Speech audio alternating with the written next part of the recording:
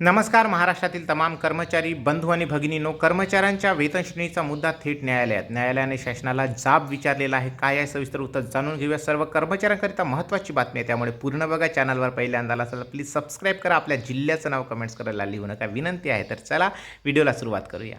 बंधूंनो, राज्यातील उच्च प्राथमिक शाळांमधील कार्यरत शिक्षकांना पदवीधर शिक्षक पदाची वेतन श्रेणी लागू करण्याबाबत निर्णय राज्य शासनाकडून कधी घेण्यात येईल, याबाबत जाब नागपूर खंडपीठाने राज्य शासनाला विचारलेला आहे.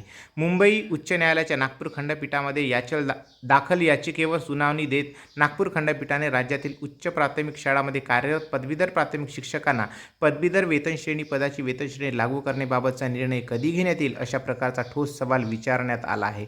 तर याबाबत राज्य शासनास दिनांक 12 जून पर्यंत आपला जबाब नोंदवण्याचे निर्देश न्यायालयात देण्यात आलेले आहे. जिल्हा परिषद अंतर्गत कार्यरत अनेक पदवीधर शिक्षकांनी न्यायालयामध्ये वेतन श्रेणीकरिता धाव घेतली आहे. यावर न्यायमूर्ती अविनाश घोरटे व मुकुलिका जवळकर याचिकेवर सुनावणी दिली आहे. या राष्ट्रीय शिक्षक शिक्षण परिषद शिक्षण हक्क कायदा लागू झाल्यानंतर राज्यातील उच्च प्राथमिक शाळा शिक्षकांच्या शैक्षणिक पात्रतामध्ये बदल करण्यात आलेला आहे.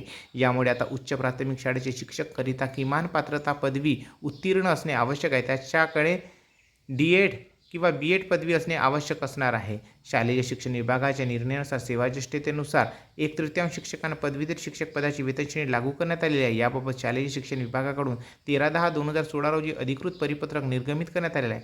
तसं तर सदरचा निर्णय हा भेदपूर्ण असल्यानेच नमूद करण्यात आलेले असून सरसकट सर्व शिक्षकांना पदवीधर वेतन श्रेणी लागू करण्याची मागणी न्यायालयामध्ये करण्यात आली आहे.